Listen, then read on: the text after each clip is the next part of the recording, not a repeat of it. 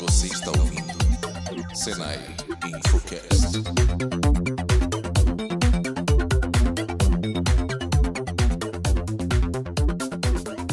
E aí, pessoal, tudo bem? Estamos aqui começando hoje um dia muito especial. Nossa, que especial! É o nosso 20º episódio do Infocast. É especial mesmo. E coincidentemente ou não, assim como esteve presente no nosso primeiro podcast, a Carla Deboni está aqui como nossa convidada. Quando a gente tá no terceiro, a gente pode pedir música? É o terceiro? É o Eu achei que terceiro. já era tipo o quarto. É o terceiro, Então pode pede pedir uma música. Que o música? Murilo bota aí, pede a música. Evidências, por favor. Um clássico, sabe, de todo o karaokê do Brasil. Obrigado. Bom, agora que você já ouviu um pouquinho de Evidências, gostando ou não dessa música, o que a gente vai falar hoje? A gente vai falar, gente, sobre dois termos que a gente ouve muito por aí, mas que eu acho que não é tão simples assim da gente entender as diferenças, o que significam. User Experience e User Interface. Na verdade, eu não sei porque esse pessoal gosta tanto de falar em inglês as coisas, né? Só para ficar mais difícil pronunciar. É porque é chique. Ah, é chique. Mas antes da gente começar a falar, vamos apresentar nossos dois convidados. A Carla Deboni, vocês já conhecem, porque ela vem sempre aqui. Então, vamos começar pelo Bruno Canato. Bruno, fala rapidinho de você, um minutinho. Quem é você? Bom, obrigado pelo convite. Eu sou o Bruno, eu sou UX Lead na Try, que é uma empresa de UX que existe no mercado brasileiro há uns 15 anos aproximadamente. Nossa, seu cargo é todo em inglês também, né? Exato. A empresa é em inglês. Tem que ser tudo em inglês, porque senão quebra o conjunto. Entendi, E aí tem que fica harmonizar. uma meia de cada cor, sabe? Não fica legal. Tem que harmonizar. Carla, sei que você vem sempre, mas vai que tem alguém que tá Vai ouvindo que a pela pessoa não me primeira conhece, vez. Fala né? um pouquinho de você. Quem é você na fila do pão? Eu sou designer, né, e trabalho com UX com AI como consultora e dou aula em um monte de lugar de UX em si e sou cofundador do Reprograma. Ai, que chique. Mas eu acho que você já elegante. poderia cogitar colocar na sua descrição de jobs que você também é quase uma co-apresentadora do Infocast, de tanto que está aqui conosco. Pô, mas só foram 3 vezes, gente. Do jeito que vocês falam, parece que eu tive dos 20 nos 19, entendeu? Dá Ah, 15% quase de participação, né? É 3 sempre de uma 20. participação expressiva. Muito bem, obrigada. Mas, gente, então assim, ó, pra gente começar do começo, que eu acho que sempre a gente deve começar do começo, ou às vezes não. Às vezes começa É do sempre fim. uma escolha de quem tá começando. Como a gente pode definir esses dois termos que tá aí na boca do pessoal que quer contratar das startups, né? As startups querem muito esse pessoal. Como que a gente define o X e o Y? Ou quer falar de o X primeiro? Vocês escolhem. Eu acho incrível que na internet tem um monte de imagens mostrando e resumindo como isso funciona. Tem até a diferença de o X e o Y usando embalagens ketchup, né? Que Certo. A Y seria a embalagem de Hellmann's ketchup, aí o X seria muito mais a embalagem de Heinz. Eu discordo um pouquinho e eu tento resumir. O X, quando a gente fala de profissionais de X, são pessoas que projetam a experiência das pessoas. O que isso quer dizer? É um pensamento que diz que tipo de conteúdo a pessoa encontra, quais são os empecilhos que você quer remover, em que momento da vida ou de alguma jornada, alguma trajetória da pessoa aquilo entra. O I é muito mais como você experimenta aquilo. Então, normalmente a gente fala profissionais de UI, a gente pensa muito no designer, que é quase um designer gráfico. Mas hoje em dia você pode até extrapolar isso, porque você pode experimentar uma experiência, né? Viver alguma coisa através de uma tela de computador, que é uma interface gráfica, através da tela de um celular, que é uma interface gráfica, mas não usa mouse. Você vai lá com o seu precioso dedinho e a gente começa a ter mais interfaces ao usuário com voz, né? Que a gente tem usado aí o Google Now, a Siri e tudo mais. Então também é uma maneira de você operacionalizar isso. Então, o X para mim é muito mais o que você vai ter e o Y como você vai ter. Eu acho que a confusão acontece justamente porque para o usuário final, para a gente que interage com as interfaces, seja ela qual for, o que acontece é que a experiência acontece na interface. É por isso que acontece a confusão. Na interface, seja ela numa interface de chatbot, seja ela numa interface de celular, num site, a experiência para o usuário acontece lá. Se ela vai dar certo, se ela não deu certo, se ele conseguiu chegar no botão, se ele encontrou o caminho, se ele conseguiu fazer o que ele queria fazer onde ele estava tentando. Então, por isso que as pessoas confundem os dois termos. Porque para o usuário final acontece ali, só que teve todo um processo de pensar as necessidades dele, de entender o modelo mental, de transformar isso num fluxo que faça sentido para o modelo mental dele, e isso tudo é a experiência em si. Então, mas por exemplo, uma das coisas que eu tenho assim as minhas ressalvas a respeito do termo em português é se a palavra experiência aqui no dia a dia de um brasileiro, ela consegue comunicar essa intenção, né, de que seria a gente vivenciar alguma coisa, né, esse nosso contato, esse nosso convívio. Sempre que eu escuto essa palavra experiência, né, eu não sei se uma pessoa comum consegue dar esse significado para a palavra experiência, entendeu?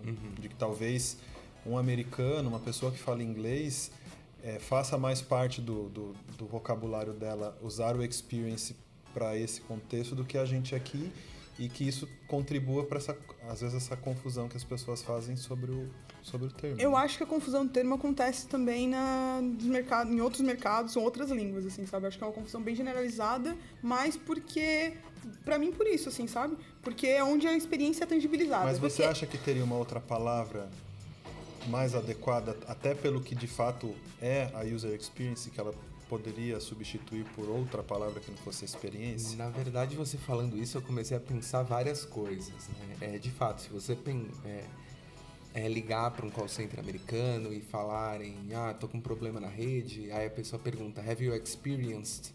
E aqui você já passou por isso, né? A experiência no Brasil, acho que denota muito mais um fato passado e não tanto aquele encontro, que eu acho que essa experiência do usuário é muito mais um encontro de um objeto projetado para dar uma experiência, né, e tudo mais, e uma pessoa que venha experimentá-lo. Nesse ponto, a gente usa mais experimentar do que experienciar. Não, e até isso que você me falou, eu lembrei, por exemplo, quando você termina uma viagem no Uber ou você ligou para alguém, eles pedem para você avaliar o atendimento. Que, de alguma maneira, esse atendimento foi a sua experiência. Mas Sim. se você falasse assim, para avaliar a sua experiência, será que as pessoas iam entender que nós estamos falando do atendimento? Então, mas aí a gente pode entrar numa discussão que eu acho que ela sai disso e entra em outros termos, porque raramente eu acho que a gente tem profissões que denotam claramente o que são. Então, eu adoro falsos cognatos e afins, né? E aí a gente tem coisas tipo oculista. Oculista não é a pessoa que mexe com os olhos, né? Óbvio. Mas não sei se como a gente fala isso. Não me incomoda neste ponto a gente ter esse distanciamento da palavra comum com o termo da profissão. Muito porque eu acho que aí a Carla pode concordar comigo, eu acho que boa parte do tempo a graça de trabalhar com o X é justamente descobrir essas diferenças, né? Eu lembro que uma vez eu fiz um projeto que ele tinha uma calculadora de frete. E aí tava lá, CEP de destino. Aí a pessoa, eu tô comprando fora do Brasil, então CEP de destino deve ser fora do Brasil, né? Tô comprando nos Estados Unidos. A gente trocou pra CEP da sua casa. As pessoas, da Agora minha eu casa. entendi. Mas isso é o quê? É o X ou é o Y? É o X, experimentado por meio do I. E o I, nesse caso, é o quê? Qual elemento aí é o I? No caso desse, era o texto representado em imagem, graficamente. Tá. Uma posição bacana lá. Mas eu acho que muito mais do que experiência, uma coisa que a gente perde um pouco de vista é o termo design. A gente fala design de experiência do usuário e design de interface do usuário. E design, eu acho que no Brasil é uma coisa que sai total pela tangente, né? Eu até falei um tempo atrás com o pessoal de uma faculdade, eu falei, cara, quando eu comecei a trabalhar com X, né, só se falava em arquitetura de informação, naquela época era só mato e tudo mais, eu olhava e falava, cara, mas eu não sou designer. Mas você não tem formação de designer? Não, eu sou de publicidade e propaganda. Tá. E assim, Photoshop, desastre total. Não tem. Assim, não tenho, Eu também não. sei, adoraria ser. Mas eu acho que tem um lance muito interessante que é você olhar para a raiz do design, que é o projeto. E que tem outra coisa em inglês também, você pode falar, your design não é só o projeto, mas pode ser sua intenção. Essas duas coisas são. Então, assim, no lado de X, eu projeto uma intenção que eu quero que as pessoas façam alguma coisa e como facilitar isso. E na UI eu vou pensar, de fato, como é que eu posso facilitar isso ao máximo e deixar ao máximo claro? Então, tem muitas empresas que fazem uma amálgama dos cargos, né? Eu acho isso bem puxado, para ser O lindas. amálgamas quer dizer o quê? A pessoa é o X barra o Y. Ah, ao então o mesmo Ricardo tempo. quer fazer isso aqui na escola. Ele não entende por que tem que separar essas duas pessoas. Fala aí, Eu Ricardo. vou gerar polêmicas, porque o meu cargo é o XY designer. E você acha legal? Você acha importante? Na verdade, eu não posso ignorar o fato de eu ter começado como Y, porque antes de começar como X, eu comecei como Y. Meu primeiro estágio foi desenhando tela. E eu passei uma vida desenhando tela. Porque você é designer de formação, no Exatamente, porque eu sou designer de informação. Então, eu aprendi o Y antes de aprender o X. O que acontece na minha história, muito simples, em termos de UX, o arco da minha vida para cair no X, é que eu comecei a desenhar tela. Nossa, será que eu falo isso? Acho que eu não vou falar a minha idade, não. Há tempo atrás. 18 anos, há É 15 anos jovem. atrás. Você é jovem. 15 anos atrás, com Meu 18 Deus. anos. Você já pediu evidências aqui, É, já cara, foi horrível, já. era. Então, nessa época, eu comecei a desenhar tela. Beleza, passou um tempo, tava lá desenhando tela. E aí, naquela época, acontecia uma briga tenebrosa entre o desenvolvedor e o designer. Porque o designer não tinha essa formação de experiência, nem esse mindset. Ele era formado no gráfico, então ele passou anos estudando o apelo estético das coisas. E aí, eu tava lá no Photoshop, eu ficava lá contando pixel. Você ficava lá, pra cá, um pouquinho, pra lá, alinhando tudo. E entregava esse layout pro desenvolvedor. Aí o desenvolvedor, na hora que ele ia codar isso, não ficava tão alinhado. Aí a gente começava a brigar, porque eu queria que ficasse alinhado. Falava, do jeito tá ruim isso aí. E aí ele falava, não dá pra fazer, parari, parará. Mas tinha um problema acontecendo que todo mundo, achava que era culpa do outro, mas o problema que acontecia é que o usuário não conseguia achar o que ele tinha que fazer. O botão ele não via, ele não conseguia clicar onde ele tinha que clicar, ele não conseguia fazer os fluxos. Pensa que quando eu tinha 18 anos não tinha nem smartphone. Só pra dar essa dica pro pessoal Uau, aí. Era você no é desktop. muito antiga. Todos nós, né? Era no Não, desktop não, a coisa. falei por você. Aí, o que eu fui estudar? Fui estudar o X? Claro que não, nem sabia que esse termo chique existia, entendeu? Primeiro eu fui aprender front-end. Eu virei a designer que sabia fazer código. Então eu era designer que fazia código. Só que aí o meu problema não se resolveu. O usuário continuava não conseguindo fazer o que ele precisava fazer e eu não tinha mais quem culpar. Porque antes eu culpava o desenvolvedor, né? É ele que não fez no o caso design. era você Agora é mesma. eu mesma, aí ferrou, entendeu? Aí eu fui estudar arquitetura de informação, não. Fui estudar o X? Claro que não, porque eu também não sabia que esse termo existia. Fui estudar, começou a aparecer no mercado do Brasil, inclusive o primeiro grande blog que apareceu no Brasil foi o blog chamado arquiteturadeinformação.com. E aí eu comecei a estudar arquitetura de informação e usabilidade. E aí, naturalmente, eu fui ficando mais sênior, fui estudando isso, e aí eu caí em UX. E aí agora todo mundo tem um X no termo, e aí as pessoas se apresentam assim porque é natural que aconteça isso. Vai maturando o mercado, etc e tal. Mas o meu caminho foi desse jeito, foi assim que eu virei UX. Então eu não posso negar que eu não sei fazer tela, eu aprendi a fazer tela primeiro. Mas o Bruno acha um problema as empresas juntarem os dois num carinha só. Por quê? Eu acho que Conclua. depende, assim. Eu acho que a Carla tem uma trajetória que favorece muito isso e o tempo que ela tem de experiência também favorece muito isso. Na prática, no dia a dia, eu acho que você tem, digamos, dois polos quase opostos, né? Um de entendimento do usuário que ele precisa e um outro de execução. Sim. Quando você pega para uma pessoa que tem que produzir muita coisa, algum pratinho cai, tá? Então, ou ela vai entender muito, ela não vai conseguir dar o esmero necessário, né? Ou ela vai produzir, mas ela não vai entender tanto, e aí vai dar algum tipo de erro. Acho que é por isso que tem um monte de empresa, startup, até no Brasil, lá fora, que eles fazem muitos sistemas de design. Então, eles deixam todos os componentes lindos, maravilhosos, prontos para usar, para você poder pensar mais. E aí você reduz Perfeito. o tempo de produção. Mas eu também acho isso problemático porque eu conheço muita gente brilhante que não sabe fazer uma tela linda. Sim. Eu acho que tudo bem, eu acho que tem diferentes empresas e tem espaço para todo mundo. E para você dar conta de experiência, complementando isso, mercados mais maduros, startups, empresas mais maduras, elas começam a perceber que não dá para ter um profissional que faça tudo. Tem esse profissional de UX hoje no Brasil, quando ele entra em startup ou empresa que está começando a construir um departamento de UX, que ele entra para evangelizar. Então, ele tem que convencer todo mundo de que esse negócio de experiência é importante. Então, ele tem que convencer o desenvolvedor que quando ele faz um código lento, afeta a experiência em termos de performance, porque o usuário não gosta de esperar. E ele tem que convencer, e não é, por mais que ele faça um fluxo lindo, se demorar 5 segundos, o usuário vai falar, pelo amor de Deus, né? Eu tenho mais o que fazer da minha vida. Então, é uma questão de construir um time focado em experiência. Então, tem esse cara que está meio com um papel de evangelista. Ao mesmo tempo, empresas, startups mais maduras, elas começam a construir times cada um vai ter uma especialidade para eles darem conta da experiência como um todo, porque é uma coisa muito complexa. Tem a parte da psicologia, tem a parte da organização, categorização, clusterização. Por exemplo, uma amiga minha ela foi formada em biblioteconomia e ela trabalha com UX. E por que ela trabalha com UX? Ela tem um conhecimento muito melhor do que o meu de arquitetura de informação, sabe? Ela passou anos estudando isso. E aí, de repente, vocês se complementam. Exatamente, perfeitamente. Mas aí, então vocês já falaram, né, que um publicitário pode ser o UX, um designer pode ser o UX. Psicólogos. Quem mais? Pesquisadores. Pesquisadores, arquitetos, Mas o que pessoas de essas pessoas têm ciências em comum, sociais. na opinião de vocês? Na minha cabeça, e a base de tudo é entendimento das pessoas. É gostar de gente. Ser centrado no usuário, que a gente gosta de falar esse termo. Já que é pra falar termo em inglês, User-Centered Design. Nossa, que difícil. Ou design centrado no usuário, pode ser, né? Então, mas assim, pelo que vocês estão descrevendo o perfil de quem pode trabalhar com UX, não me parece ser uma atuação que exige uma formação específica. Está mais ligado a características que você tem de empatia, né, de conseguir criar essas hipóteses a respeito do comportamento dos outros, já que tem essa variedade tão grande de formação que você pode ter, ou até de não ter formação prévia numa outra área nenhuma, né? Daria para eu ser um UX designer, tipo assim, acabei de sair do ensino médio e quero aprender a ser isto, sem antes eu ter sido publicitário, sem antes eu ter sido designer, sem antes eu ter sido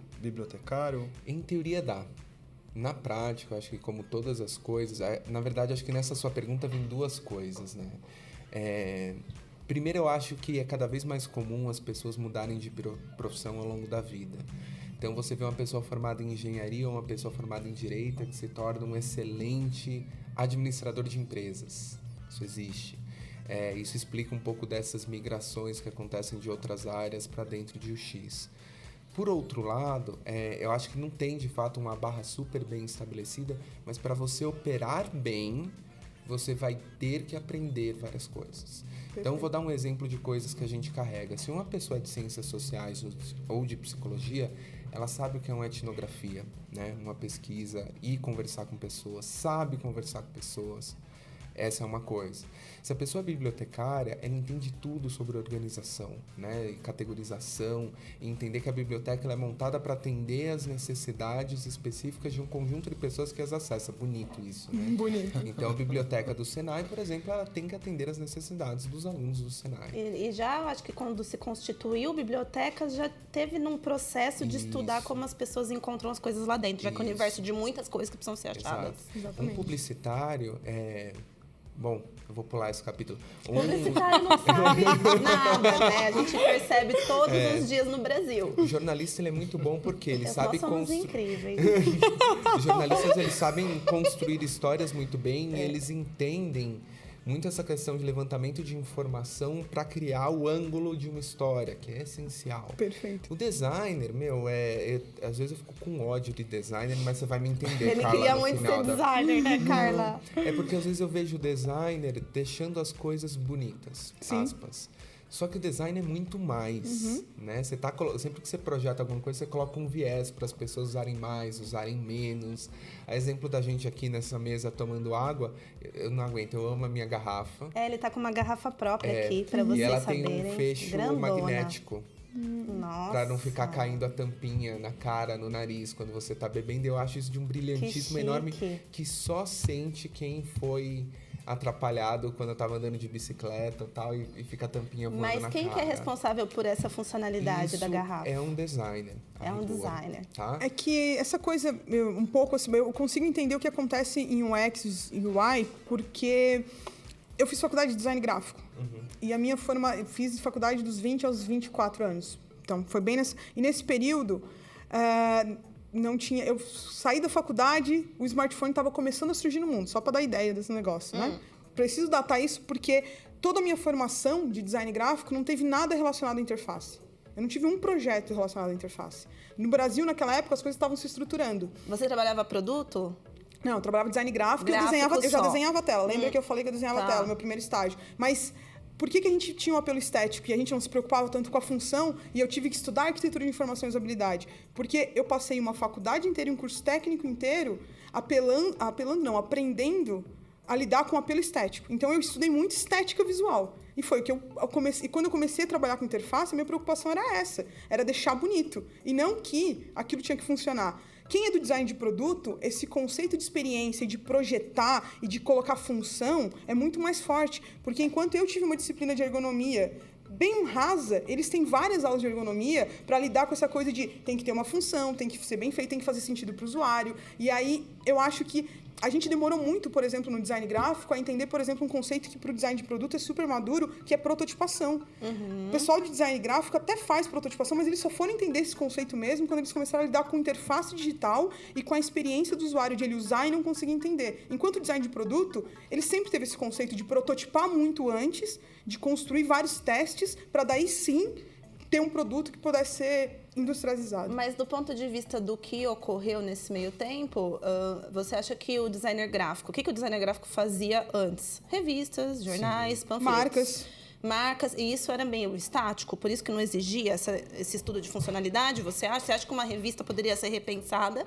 E poderia ser repensada, por exemplo, para ser melhor usável, ter uma melhor usabilidade, mas ninguém pensava nisso. É que a diferença, eu acho que um de outro, é que sempre no material impresso você tem um limitante que é o tamanho, sabe? E aí você tem que construir em cima do tamanho. Enquanto, quando você está construindo uma experiência na interface digital, enfim, né, na interface, você tem muita liberdade para construir o caminho que você quer. E aí eu acho que isso, nos inícios, lá na faculdade de design gráfico, a gente demorou muito para aprender e ter mesmo, assim, sabe? A gente foi muito mais pro caminho do, temos uma peça, temos um cartaz, dentro desse cartaz se faz alguma coisa. E aí a gente entendia as telas também como cartazes, tamanhos de como tela. peças finitas, até exatamente. Quando entra o smartphone, e aí você muda o tamanho da tela drasticamente. E aí você tem que começar a lidar com várias telas ao mesmo tempo, e outros caminhos, e diferentes. E o que eu acho interessante dessa conversa é o fato que o limitante, né, o material, ele te informa muitas coisas sobre o que você pode fazer. Então, vou dar exemplos dos rudimentares até os mais design de UX mesmo. Dos mais rudimentares, você quer construir um segundo andar na sua casa. Aí vai um arquiteto, um engenheiro e fala, não tem infraestrutura, você derruba toda a casa, você não vai construir. Você está fazendo algo para design gráfico. Fala, então, vai ser impresso numa folha A4 com a gramatura 75. Aí você não vai poder... Com uma cor. Com uma cor. Acabou, você não tem isso. E o que eu acho interessante é... Quando a gente pegou... E tem coisas engraçadas, né? A gente fala tela, que é reminiscente de tela de pintura. Ou a gente fala página, que é reminiscente do livro. Então, a gente foi tentando trazer essas coisas de tinta para interfaces digitais, né? Para... Eu ia falar ecrã, né? Ninguém fala ecrã, coitado de mim. Eu nem sei o que é isso, gente. Não gasto isso. Não vamos... Deixa pra lá, né? É tela em português de Portugal. Nossa, que gente sabida. É troco de nada isso. Fica gastando HD. Aí, o que eu acho legal, e eu acho que isso se reflete muito quando a gente fala com usuários, é que a limitação do celular, da telinha do celular, fez a gente reinventar todo o design digital. Porque até então a gente meio que, né? A gente fazia usabilidade de alcova, era a pessoa no computador isolado no escritório, e aí o celular transformou tudo muito ubico, muito todo mundo usando ao mesmo tempo. Enquanto E a gente vai perde no ônibus. exatamente isso, a gente perde o controle do contexto. Enquanto no desktop a gente tem um certo controle, porque em 99% dos casos a pessoa vai estar sentada olhando para a tela, no celular tudo pode acontecer. Ela pode estar no carro. Você tem que projetar todas as situações, é isso que Exato. vocês fazem. Sim. Ela pode estar no banheiro. Ela pode estar assistindo filme e usando o celular ao mesmo tempo. Ela pode estar com o filho no colo. Exatamente. Ou você pode estar cozinhando e com o celular na outra mão para ver a Muito, receita. gente. Quem nunca? Então, Quem nunca derrubou um celular na fato- panela? Olha, eu não. Com óleo Deus quente. conserve. Nem eu. Tô brincando. O fato, eu acho que isso é uma coisa importante, assim, o celular fez com que o designer tivesse que começar a pensar muito nessa coisa do contexto e olhar Gente, para o isso com celular mais foi atenção. muito bom pra vocês, né, Carla? Acho que fez sabe aquele meme que tem explosão da mente? Eu acho que ele fez isso, entendeu? E é bem legal porque, assim, eu vira e mexe, tô entrevistando pessoas, conversando com pessoas, e falam, eu conheci o X, mas o X é uma coisa nova, né? Tem uns 2 anos. Eu falo, então, vamos separar as coisas. O termo, ele existe desde a década de 90, pelo menos. Tá. E Tudo surgiu, bem. vocês sabem quando? Don Norman, meados de 90, 94, 95, Definindo alguma coisa 93. específica, alguma situação? Ele é um psicólogo, né, cognitivista. Então, ele sempre teve uma linha de pesquisa conectada ao erro, Então, por que as pessoas cometem erros? Então, ele sempre tentou encarar a cognição humana e entender isso. E ele começou a trabalhar como na equipe da Apple, né, de design. E aí ele falava que os computadores tinham uma boa experiência do usuário, que era a visão da experiência mais ampla, né? Desde a experiência de você abrir a caixa do computador, você usar o computador, você ter que ligar para a central de atendimento que não funciona. Então, tudo isso compunha a experiência. A experiência ela acontece ao longo do tempo. Aí o termo caiu em obscurantismo, coitado, né?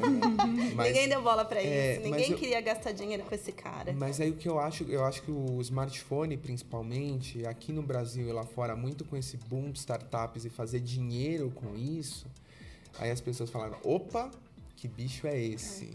E aí virou um bicho legal, de repente, as pessoas começaram a olhar. Então, nisso que você falou, eu fiquei pensando aqui justamente no cabo a rabo que pode ser um UX, né? Que então, às vezes a pessoa pensa que é só a experiência na tela.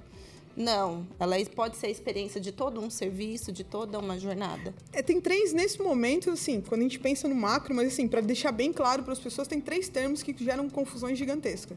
Design Thinking, Design de Serviço e Experiência do Usuário. Certo. Normalmente, pelo menos até agora, a experiência do usuário é sempre atrelado de alguma forma à interface. A interface com alguma coisa. E aí eu vou explicar isso de um jeito simples para todo ficar bem claro para a pessoa. Serviço é a jornada do serviço como um todo. Isso que o Bruno acabou de falar, desde o momento de eu pegar a caixa, deu pau com o meu computador e eu tenho que ligar para lá. E o Design Thinking é meio que a abordagem, o mindset por trás desses dois para que eu tenha esse design centrado no usuário. Basicamente é isso. Para ser bem simples, pensa no serviço da Uber. O serviço da Uber como um todo é design de serviço. O aplicativo da Uber é o X. Certo. Nesse momento, assim, Entendi. sabe? Basicamente, assim, de um jeito simples. E aí, até falando de design de serviço e UX, eles têm uma diferença como procedimento dentro da área de trabalho, que o que eu acho muito legal do design de serviço, fora o nome que é simpático, é o fato que ele sempre leva em consideração o que acontece por trás dos bastidores. Então, assim, existe usando o Uber de exemplo, né? Você vem aqui, pega o seu celular e chama um Uber. O que acontece por trás dos bastidores? Você está comunicando com a antena que está passando a mensagem, vai no servidor do Uber, roteia, vai para o aplicativo das pessoas que estão perto, a pessoa aceita e é direcionada. Esse lance de ir pra antena, mandar o sinal, o cara vendo, o motorista vendo o aplicativo dele, é invisível para você. Mas tem que funcionar. Mas ele tem que funcionar. Exatamente. Então, o que eu acho legal do design de serviços é que ele abre pra gente um pouco esse olhar e deixa a gente ver várias camadas em que as coisas acontecem. Um exemplo bizarro do design de serviços é remédio. Remédio é o design de serviços do capeta. Vocês podem falar, porque é terrível, né? Falar. Você vai lá, você faz uma consulta médica, você já não tá bem. Ou você espera algo muito bom. Aí eles te passam um remédio. Aí você vai lá na farmácia, você tira a receita e fala, eu quero esse remédio aqui. Aí vai a pessoa e vira e fala, CPF, você tá aqui, você tem algum convênio? Você tem esse, você quer genérico ou você quer o outro? Genérico tem 3, qual genérico você prefere? Então já que vai ter desconto, deixa eu anotar num papelzinho uma coisa pro convênio. Aí você fala, meu Deus... Você só quer ficar bom, né? Eu só queria ficar bom, né? Eu só queria ficar bom. A resposta que você quer dar, gente, eu só quero tomar os remédios logo. Me dá porque esse eu preciso remédio. dar esse remédio. Me deixa com o resto. Então, assim, você vê que tem várias ineficiências de serviço em que as pessoas poderiam trabalhar. Uma vertente de design de serviço que tem surgido aí é a Employee Experience, né? Que é como você usar as lógicas de design de serviço para que os funcionários, colaboradores de empresa tenham uma experiência bacana. Né? E Nossa, não tem gente olhando pra esses coitados? Não muito, assim. Não eu muito, acho né? que é complicado porque, em teoria, deveria ser RH, governança organizacional olhando por essas pessoas. Mas, às vezes, essas pessoas estão tão soterradas num mar de tarefas e De burocracia. Que elas não têm tempo de reinventar. Uma coisa legal do design e de usar a lógica do design para abordar os assuntos é que muitas vezes quando eu pego um médico para falar sobre procedimentos médicos, ele vai falar de um ponto de vista pura e simplesmente assim, eu sou um médico, eu fiz. Você vai falar com o advogado, nossa, a gente faz contrato assim desde a era colonial. Né? Então, existe a falta de um olhar fresco que questione, Sim. que olhe para fora também daquele setor, daquele problema e fala, putz, mas tem um outro problema que alguém em outro lugar resolveu e funciona bem. Eu lembro uma vez que eu entrevistei o fundador do Nubank e ele falou exatamente isso, que para você inventar coisas novas, você precisa questionar muito e não aceitar os nãos, né, os primeiros nãos, porque as pessoas tendem a falar não de coisas que elas não sabem exatamente o que significam, mesmo que elas sejam especialistas na área. É só porque elas estão acostumadas com aquilo, e isso é uma outra coisa, assim, pro bem e pro mal, a gente como ser humano, a gente se conforma pelo hábito. Então, a gente se acostuma com as coisas. Na coisa de UX, a gente sempre brinca que o usuário se acostuma com interface ruim. Então, se você projetar uma interface nova para ele, ela vai ser muito melhor. No primeiro momento, ele vai ter uma estranhar. resistência, porque ele tá acostumado daquele jeito, ele não quer mudar. Toda vez que o Facebook ou o Twitter muda qualquer coisa... É um balanço de emoções mundial. E às vezes as Exatamente. pessoas falam, nossa, o botão ficou muito colorido. Eu falo, gente, vocês estão reclamando que o botão tá colorido, né? Prioridades, mas de fato as pessoas estranham.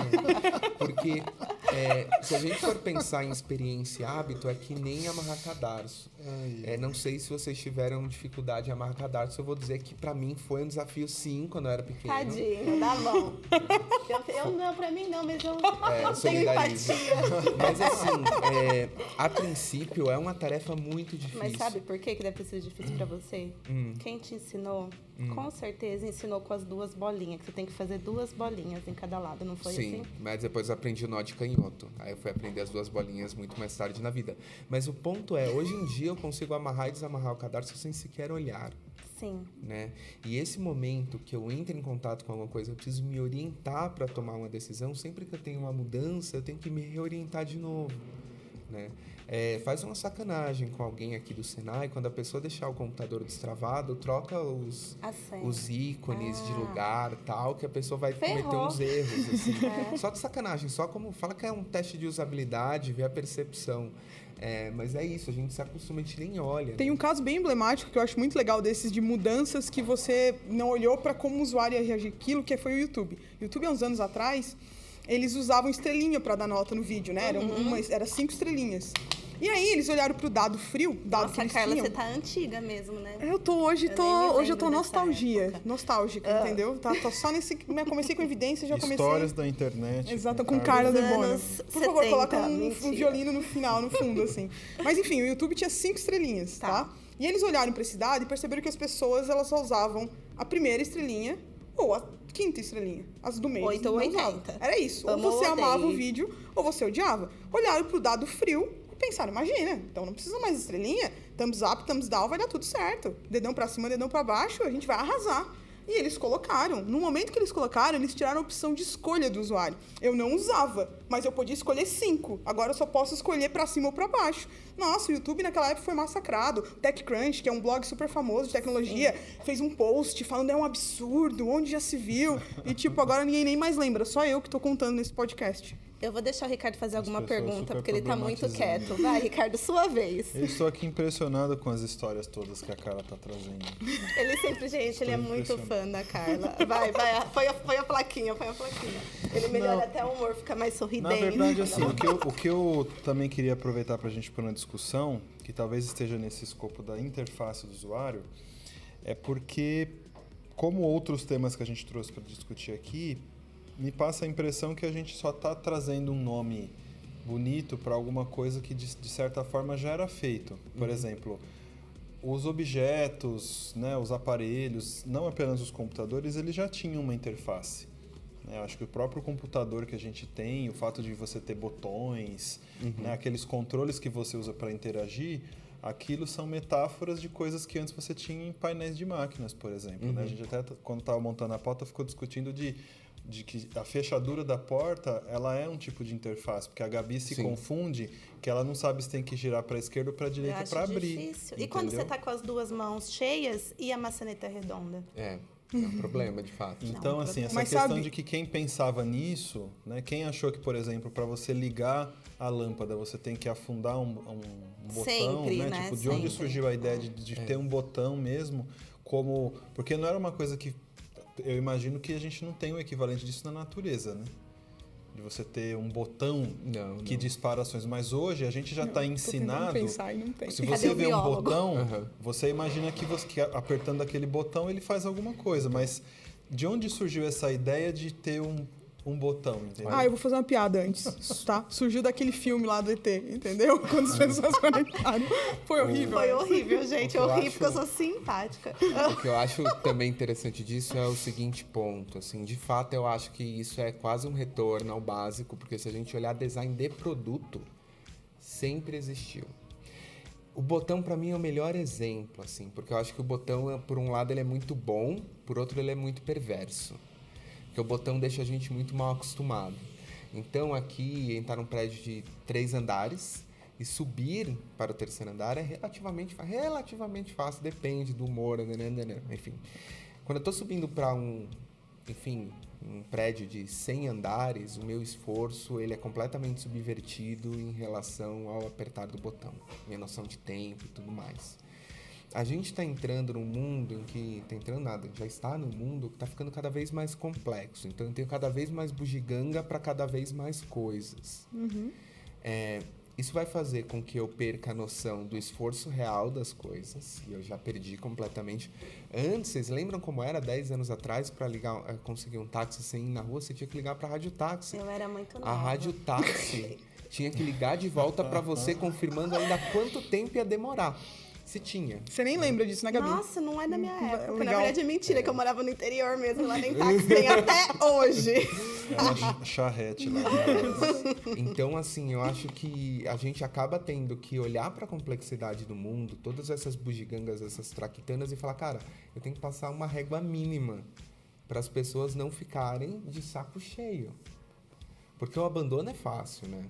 É muito fácil. A gente a gente começa a usar algo no computador, fala, putz, não consigo, deixa pra lá. A não ser que, enfim, seja algo muito, muito grave, o abandono é dado. Ou que você seja obrigado a fazer, tipo, declarar o imposto de renda. Nossa, que você não tem opção, sofrimento. entendeu? Exato. Você só sofre, você fica chorando na Você frente do xinga computador muito. e você Xingando. faz, entendeu? Sempre se sente injustiçado ao final. do Exatamente, exatamente. É um processo, é uma experiência bem ruim, na Nossa, é verdade. muito como, ruim, como- gente. e não tem opção, né? Você tem que fazer. E quando tem restituição, nunca é o que você esperava. Nunca, é isso que eu tô falando. Você sempre sai frustrado desse processo, mesmo que você receba. Sim. Nunca é uma conta que vale a pena. Mas, gente, o que eu fiquei pensando aqui que vocês estavam falando...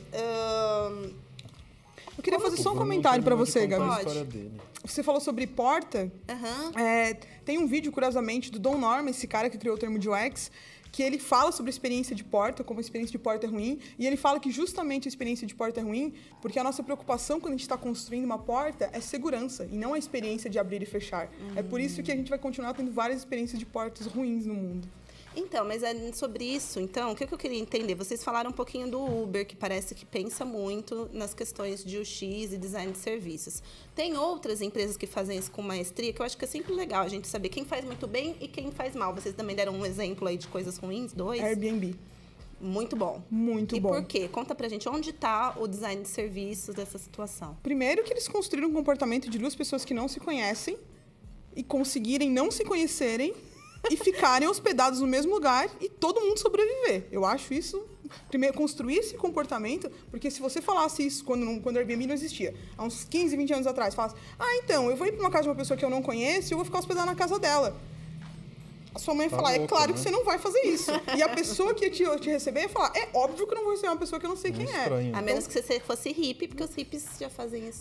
Mas o primeiro, acho que conseguir criar isso em escala mundial e dar certo, óbvio que tem os casos extremos, assim como tem no Uber, Sim. assim como tem em todos os serviços. Mas temos que Mas sair da olhando da pra média. escala que o Airbnb consegue fazer isso, é assustador. A primeira coisa é isso, assim, sabe? E depois eu acho que todo o processo deles, eu acho isso muito legal. Eles, inclusive, têm um TED, pra quem tiver curiosidade, escreve lá, TED Airbnb, que ele fala justamente isso, como eles conseguiram construir confiança através do design. Como eles colocaram Ai, que o tamanho da bonito caixinha, o tamanho, o tipo de mensagem que você tem que colocar para ser simpático. E eles usaram vários estudos de relação entre pessoas, então isso eu acho muito legal, o jeito que o Airbnb constrói a interface deles. Mas- Eu acho que um que eu gosto bastante é o Medium. Também. O Medium, pra mim, ele fez uma coisa que é notória, porque assim, uma coisa que a gente sempre ouve, as pessoas não leem na internet. Tá, ok. Por que as pessoas não leem na internet? Eu vou dar 2 fatores. Primeiro, que é difícil ler, porque fica parecendo todo um carnaval, o texto é desse tamanho, e porque tem conteúdo de baixíssima qualidade. Dá para perder muito tempo no Medium. E o aplicativo deles é muito maluco, porque ele deixa você, sei lá, só ler. Mais nada. Não, você pode comentar, grifar, etc. Mas assim, ele tem um foco na ação específica da rede. E é engraçado porque tinha uma galera, eu me incluo nisso, que falava, putz, eu não vou escrever um blog, porque dá trabalho manter um blog. E aí você deixava de ter conteúdo de qualidade de uma pessoa que teria interesse em gerar um conteúdo de qualidade, mas não queria ter esse... E a pessoa vai pro Medium. E quais são as funcionalidades do Medium que trazem toda essa relevância? Eu acho que ele tem uma legibilidade incrível, né? Se preocuparam com o design da interface Exatamente. do usuário. Ele tem um limite de interações muito interessante, né? O que ele traz de você poder grifar um pedaço do texto, ver qual a coisa mais grifada e deixar seus comentários é análogo ao que a gente fazia. Eu acho que você não viveu isso, tá? Eu sou muito jovem, obrigada, ele já entendeu a minha juventude. Que era quando a gente pegava xerox em pasta de faculdade, que você viu que já vinha grifado. Eu você vivi fala, porque eu não "Putz". lia mesmo, eu já sou daquela época que nem no papel eu não lia. Ok, então tudo bem.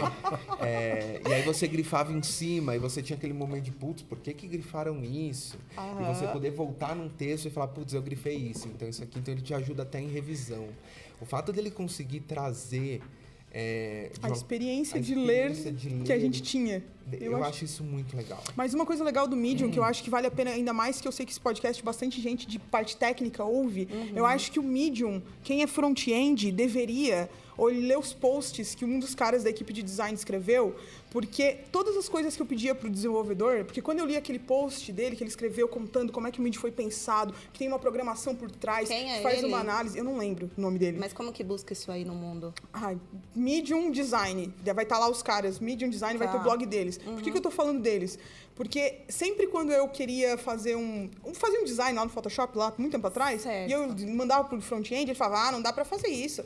Isso não dá pra controlar. E eu acho que todas essas questões de texto, que é super bem estudado no gráfico, de como lidar, o entre linhas, o espaçamento, o entre letras, o tipo de fonte, como é que isso vai se comportar para tornar uma leitura mais agradável, já estava preparado quando no mundo impresso. Foi pensado, foi super estudado, mas a gente não conseguia trazer para o digital. Acho que a Medium, justamente, ótimo exemplo, inclusive. A Medium, ela faz isso, ela consegue trazer para o digital todo esse estudo e, assim, eles mostram até como é que eles colocaram os códigos. É bem legal de ler para quem gosta da parte técnica. Mas o Kindle faz isso também, né? O Kindle faz, mas não é tão bom. Não é tão Ele bom. falha miseravelmente. Ele falha e o hardware... E ele é caro, né? Porque Então, o Medium assim, você usa ali gratuitamente. Não, ele não falha até por um bom miseravelmente. tempo. Coitado do Kindle. Eu tô brincando, eu faço isso pra Eu também Eu uso. uso bastante o Kindle. Eu gosto Jornalista, também. Aliás, com todo o seu Kindle, papel, te amo, né? Kindle, me mandem recebidos de Kindle. Também pra- aceito. Ele é tão bonito, né? Comprei meu recentemente, achei lindo, Sim. tá lá, E o que eu acho mais Legal. legal do Kindle é uma coisa de experiência.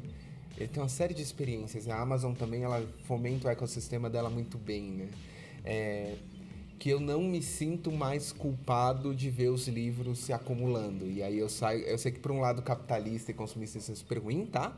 Mas por outro lado eu não tô matando árvores, então Tá tudo bem. meio que ok. Tudo bem. E eles trabalham muito o preço psicológico, porque eu não sei o que acontece. Aí eu entro naquelas noias, eu sei que não é isso.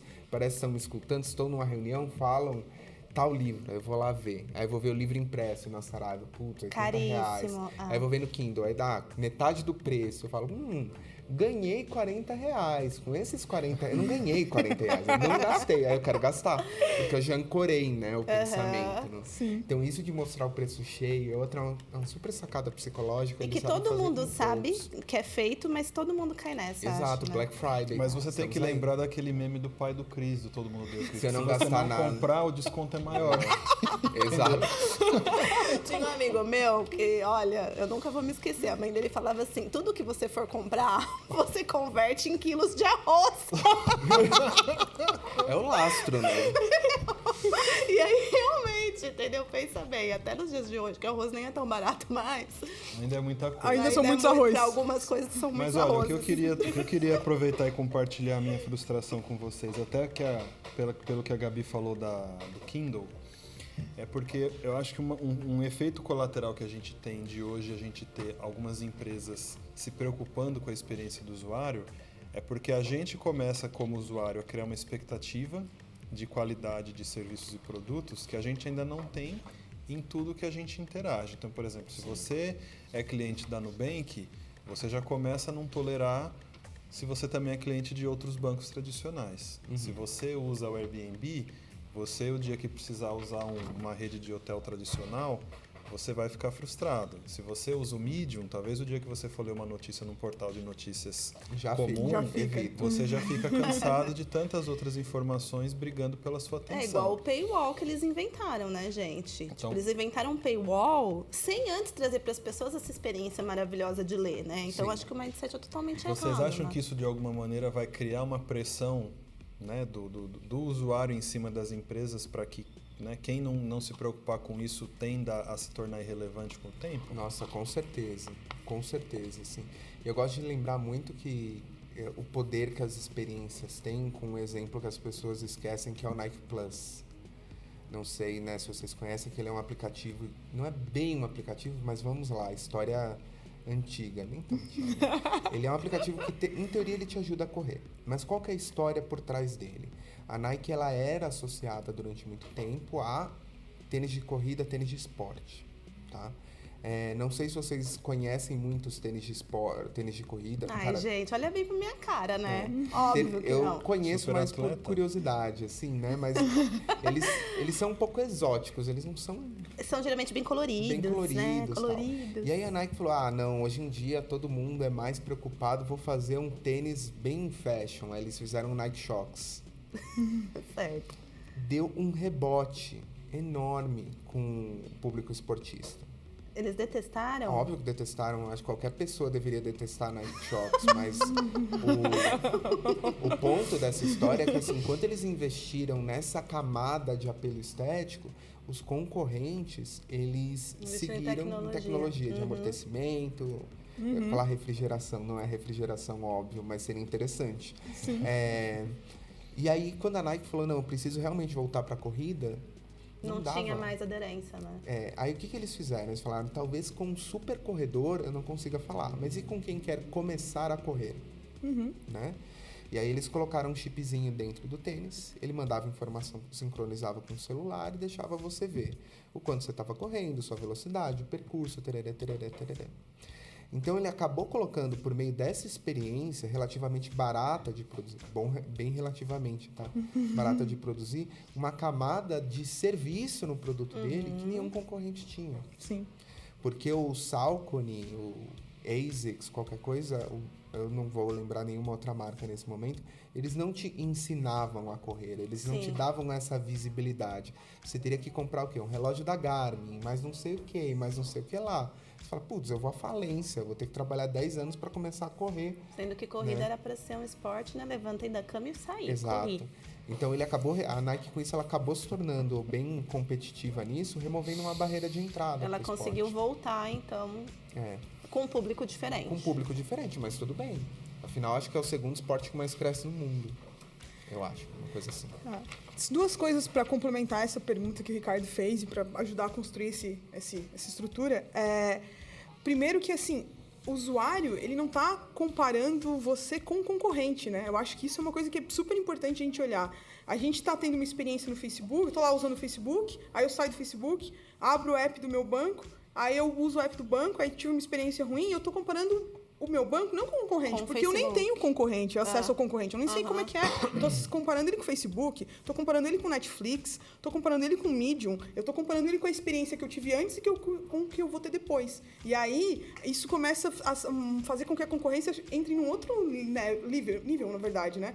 Eu falo level, eu falo inglês. Você tá muito inglesada, cara. Porque você começou assim, entendeu? Chique. Mas assim, num outro nível, que não é só o meu concorrente de mercado, é o meu concorrente de experiência numa outra área que não tem nada a ver comigo, mas que eu, como usuário, vou te comparar. E tem alguma empresa que quer ser, tipo, top em experiência? Todas. Que mais Todas.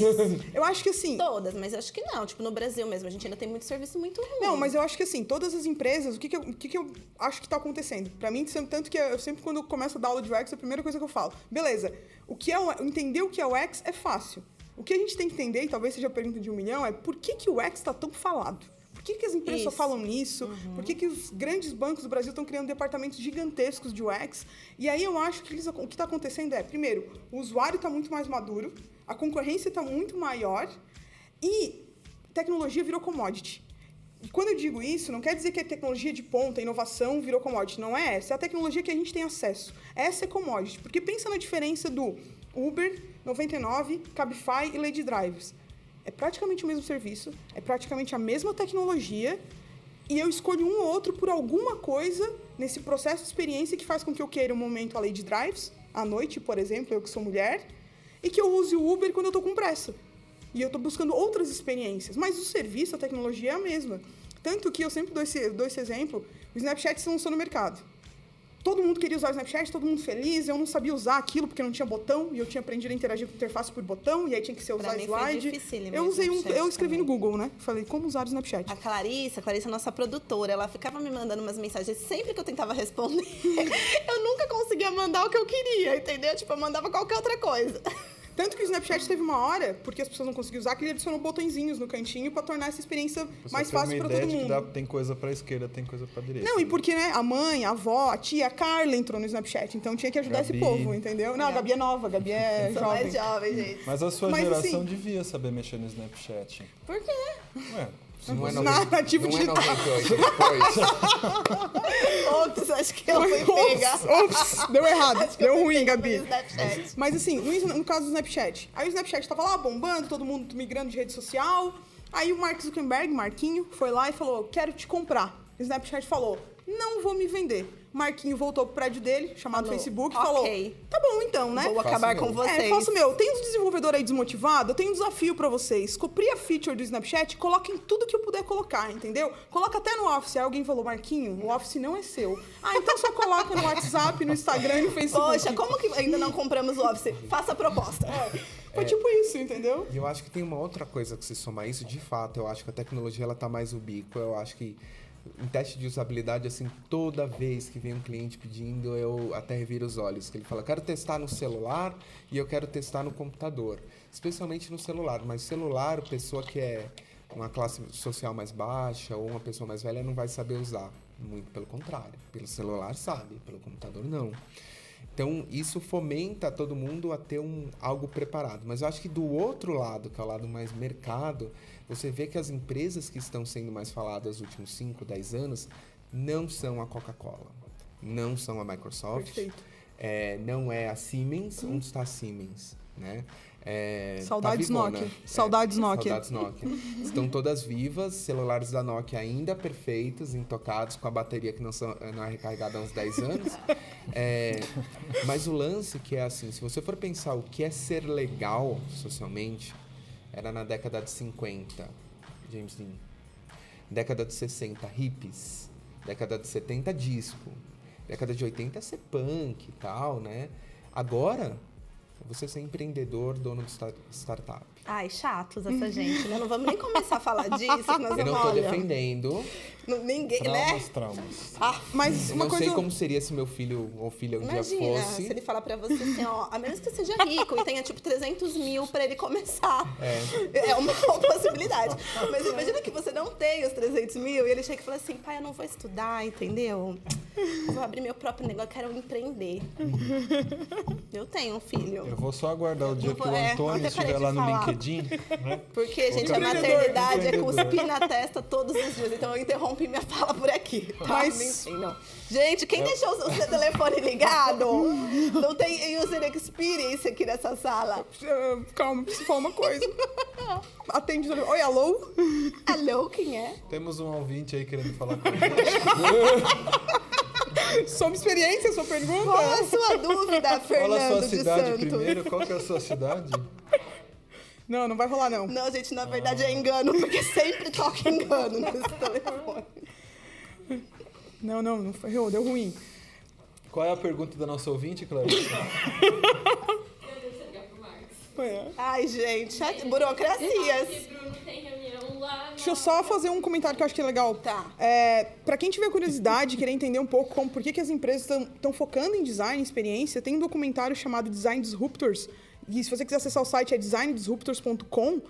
Porque nesse Mas site... assiste em inglês? Assiste em legenda. E tem vários lugares que dá pra que ver o evento. bom. Mas nesse documentário, eles entram em várias empresas de tecnologia que a gente conhece, que a gente ouve falar, Google, Netflix, Uber, etc e tal, Airbnb, para entender por que eles estão entendendo o design como estratégico no negócio deles. E são empresas que estão criando disrupção no mercado, então vale a pena conhecer. Gente, vamos acabar com esse assunto, porque infelizmente a nossa experiência do usuário fez com que a gente se atrasasse 15 minutos e o convidado tem compromisso. Eu também. Mas eu quero que vocês terminem só falando, é difícil achar bons profissionais de UX no mercado, porque beijo, tchau. É difícil, porque eu acho que é um mercado sendo construído nesse momento, né? Então, assim, os profissionais que são sêniores no momento, a maioria deles foram autodidatas. Não tem uma faculdade de UX no Brasil, tem 3 pós de UX. Então, as pessoas estão se especializando ainda e estão tentando entender a área. Então, e o mercado já está demandando. Então, ainda tem E a um Carla dá desnível. aula Mas nessas então 3. vale a pena. A Carla, só dou em 2. ela Só só dou em não é 2. coordenadora Só dou porque em aula em não 2. tem tempo. Isso, só dá aula em 2. E você... Não, desculpa, continua, esqueci de falar. Não sei, era isso que eu tinha pra falar. Acabou. Eu acho que é difícil, assim, soma-se a isso, acho que uma outra coisa. Como é uma área de informação, não existe uma pessoa que fale assim, eu nunca consegui achar nada sobre teste de usabilidade ou levantamento de requisitos na internet. E aí a gente tem um mercado também que ele é povoado por um monte de profissionais que tem muita ferramenta e não suficiente de senso crítico. Perfeito. Eu acho que eu, a Carla e algumas outras pessoas, a gente está talvez uma primeira geração robusta de sêniores na área no Brasil. Os tiozões da área. Nós somos eu já trabalho com gente que não viveu o bug do milênio, né? É um absurdo. Você também não viveu. Não vivi, gente. Não vivi, não sei o que Então você tá falando. é difícil, assim, né? Então, eu vi muitas transformações na internet quando eu fazia site em bloco de notas em 1997. Eu fazia site em tabela. Fica essa dica, pessoal. Exato. O Mário nasceu depois dos anos 2000. Ele nem sabe do que a gente tá falando. Mário é nosso dá pra técnico aceitar. de áudio. Dá pra Ele aceitar. tem cabelos brancos, mas ele nasceu em 2000. Isso fiquei um pouco Curioso. chocado. Isso sempre acontece. 6 meses trabalhando com a Gabi, o rapaz já Cabelos se brancos. transformou. Experiente, né? Hoje, ó, em 6 meses ele pode trabalhar em agências de comunicação. Chegou aqui, não sabia nem fazer um post no Facebook. Mentira. Gente, super obrigada. Achei super divertido e, muitos exemplos legais. Eu acho que eu vou virar o X, porque eu tô vendo que eu acho que eu vou ganhar melhor. Talvez eu ganhe o suficiente como nosso diretor aqui. Muito obrigado pela participação de vocês, pela nossa ouvinte também. Como que ela se chamou? Cláudia. Se você quiser participar do Infocast, você pode ligar aqui no nosso telefone e entrar ao vivo nos seus episódios. Tô ficando, né? Streaming. Fala tchau pro pessoal. Vocês dois, falem. Então, gente, primeiro agradeço pelo convite. Foi super legal estar aqui. E continuem procurando coisas de UX, se vocês já estão interessados. Tem muita coisa no Medium, tem muita coisa na internet. E o mais legal, tá? Uma dica. Pessoal da área é super legal. Puxem papo. Que bonito. Não, porque existe uma comunidade entre eventos oficiais maiores, encontros mensais, meetups, etc. Em todo o Brasil. Em São Paulo, claro, mais, mas tem em todo o Brasil. Então, puxem papo, dão uma sentida para ver se é isso que vocês gostam e têm interesse. Falem com as pessoas, porque as pessoas são legais. Não, eu super apoio o UX designers. Eu tenho até alguns amigos que são. Eu queria agradecer o convite, porque eu conheci o Bruno como uma entidade, né? Eu sempre ouço falar do Igualmente. Bruno. Olha, gente, famosos. Só Então eu fiquei famosos muito, nessa então eu fiquei mesa. muito feliz de, tipo, agora eu tô falando com o Bruno de verdade. Tudo bem, agora vocês podem trocar o WhatsApp. Só celebridades aqui no Infocast. Era isso. Obrigado, pessoal. Obrigada, gente. Tchau, tchau. Tchau. Você ouviu o Senai Infocast. Acesse nosso site infocast.senai.io. Lá você encontra todos os nossos episódios. Baixe no seu celular e ouça quando e onde quiser. Aproveite para curtir nossas redes sociais e nos avaliar no iTunes. E não se esqueça de comentar o que achou do episódio. Se gostou, recomende para um amigo.